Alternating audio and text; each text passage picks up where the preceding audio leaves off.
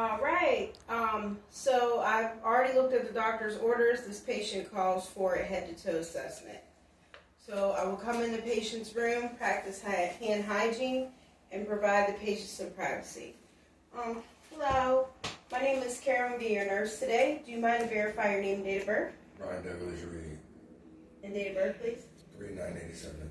All right. Thank you so much. And today I'm going to be doing a head-to-toe assessment, if that's okay. All right.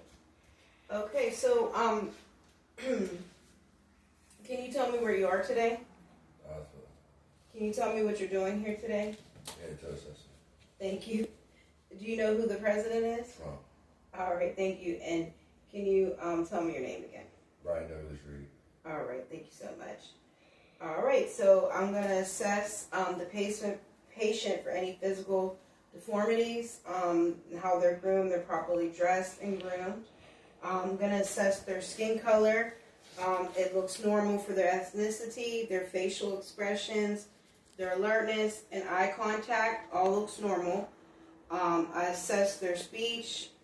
Do you have any hearing aids or hearing issues? Do you wear any glasses or contacts? No. All right, great.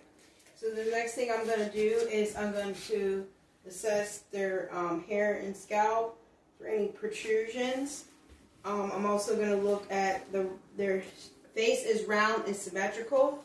I'm going to check from the tragus to the eye to make sure that is in line. I'm also going to feel around the neck if you could swallow. Any problems with swallowing? Their trachea is in line. If you could open your mouth. Their oral mucosa is pink, moisturized. They have their teeth. Their lips look also moisturized. Give your hat back. And then I'm going to say 3 words if you can repeat it. Distillers are from Pittsburgh. And then I'm going to go this way. New York City is 7 hours away. All right, thank you so much. All right, so then next thing I'm going to do is check for if they are warm, they don't feel cold, and then I'm going to check for skin turgor, the elasticity of the skin. It appears to be normal. And then I'm also going to check for capillary refill, making sure that the blood refills every 2 seconds. All right, and at this point, I can also check to see if they have any swelling, edema, in the upper extremities, and also in the lower extremities.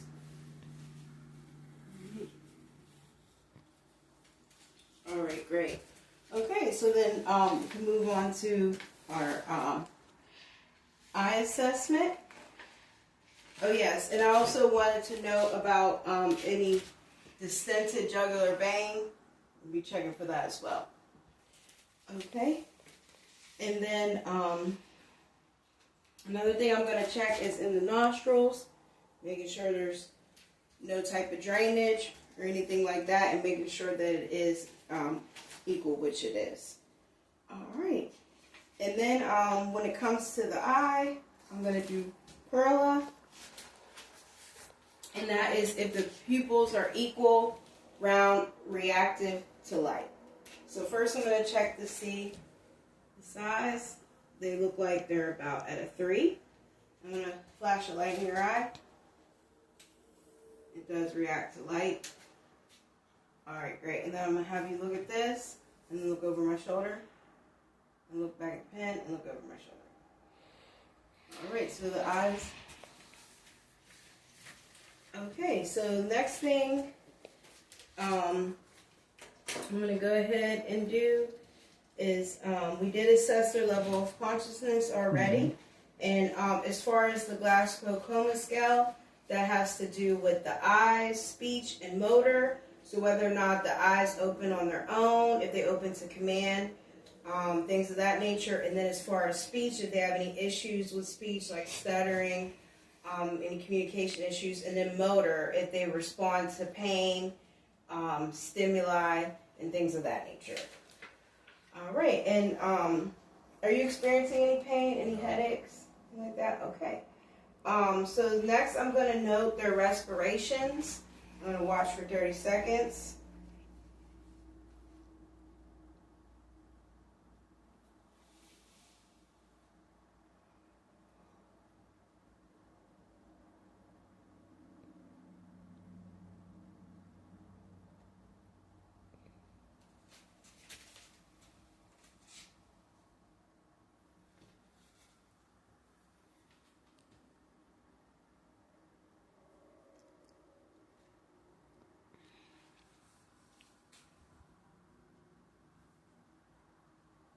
Alright, so I did get 8 respirations in 30 seconds.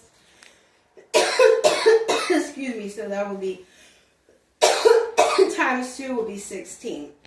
And the rise and fall of the chest was equal, and the pattern appeared to be equal. So now I'm going to go ahead and auscultate the lung sounds, and I'm going to listen to 4 interior sounds.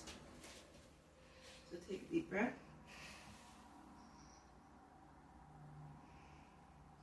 Take a deep breath. Take a deep breath.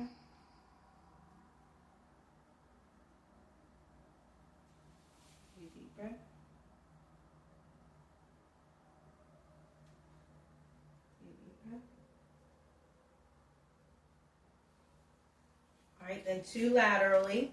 Deep breath. Deep breath.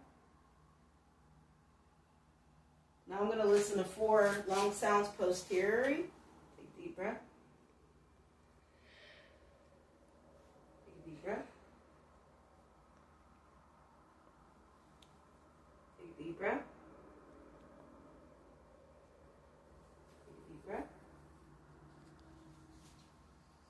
All right, and I didn't hear anything. Any issues with breathing?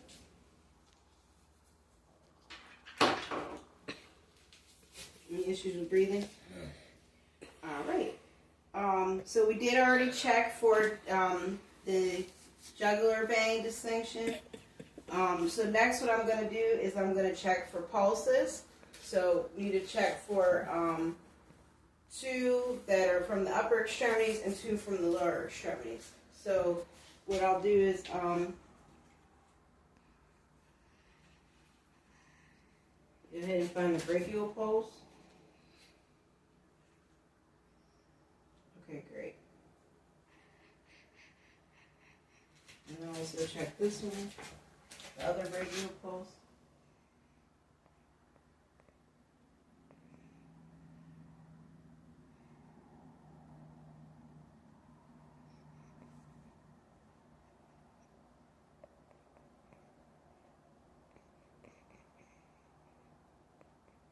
Okay, great. And then I'm going to check the radial pulses. And I'm actually going to listen to the,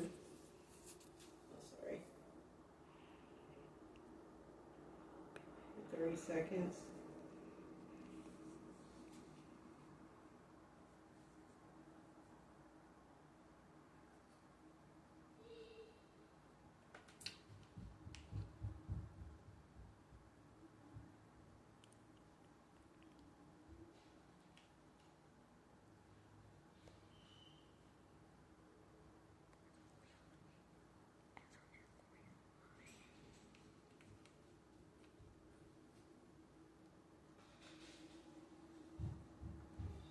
Alright, so I did get 45. Now I'm going to check the other radial pulse.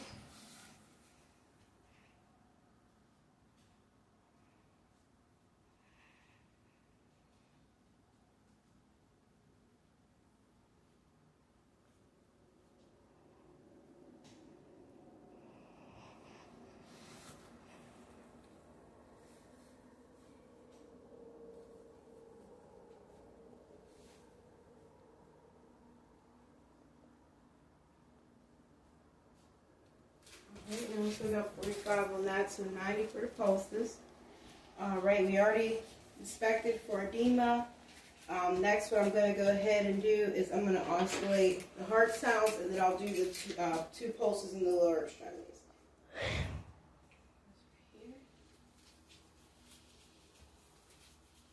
So first thing I'm going to go to is the aortic.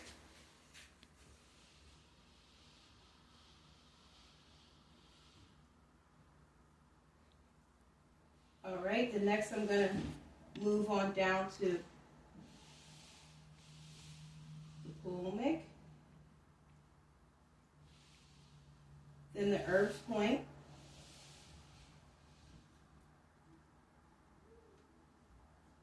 all right, tricuspid, and the mitral valve.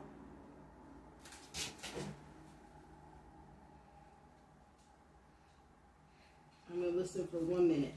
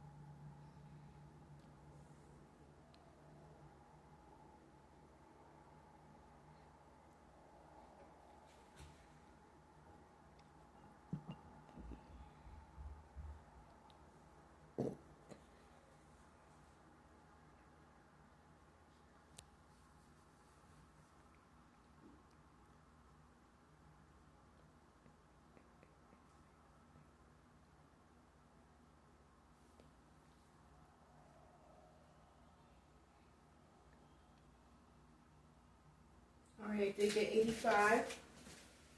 Pretty close to the other pulses. All right. Any chest pain? No. Any type of cardiac issues within your family? No. All right. So next thing I'm gonna ask you to do is lay back. I'm gonna assess the abdomen. All right. So the abdomen appears to be flat. And I'm gonna auscultate vowel sounds.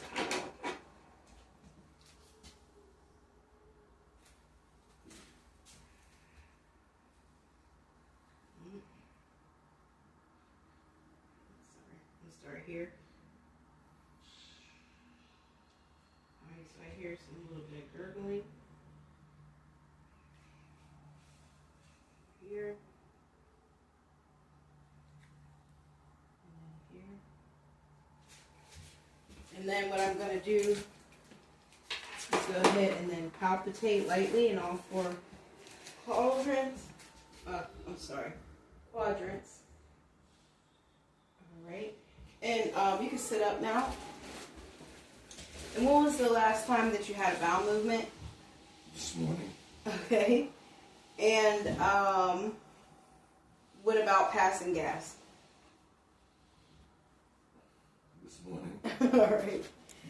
Any issues with your bowels? No. Okay, thank you. All right, so now what I'm going to do is, I forgot, I do need to go ahead and find those pulses in the lower extremities. So come down here, feel back of the ankle, here. And then I can also do the femoral, which is down in there, and the other side also, which is down in there. All right. So now onto the musculoskeletal. We're going to do some range of motion. So you can, with your hands, can you make your hands go in and out? All right. Can you go like this and then turn your hands up? Come back down. Okay. All right. And then also, let's see what else. Put your arms down. Okay. And then can you put your head back and down? All right, and then when you get your foot, can you roll your foot? That's called circumnavigation. And the other one, can you push your foot down and up? And then also the other foot up and down. All right, and then I'm gonna have you stand up, and you can walk to Gabby heel to toe. So heel, toe, walk to Gabby. Put your heel to toe. And come back.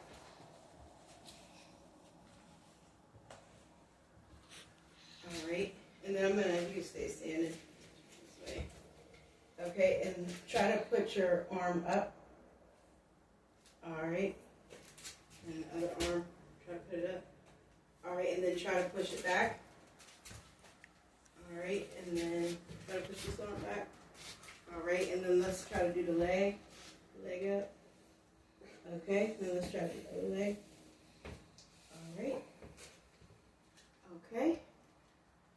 Alright, and any issues with your balance or Yes. strength? My left leg. Okay. Got rods in my leg. Sometimes it depends on the weather. I can lose balance, but majority of the time I have balance. And the pain scale 1 to 10? On days is 1. On other days maybe a 4. No more than 4. What makes it worse? The weather. Alright, you did say that. And anything you do to make it better? Not that I know of. Alright, so I will let the doctor know that. You can sit down. I'm just going to look to make sure that we hit every point that I needed to assess. Check, make sure. Alright.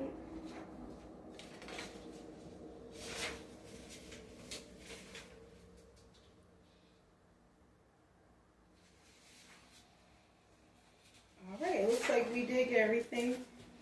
Alright, and thank you for your time.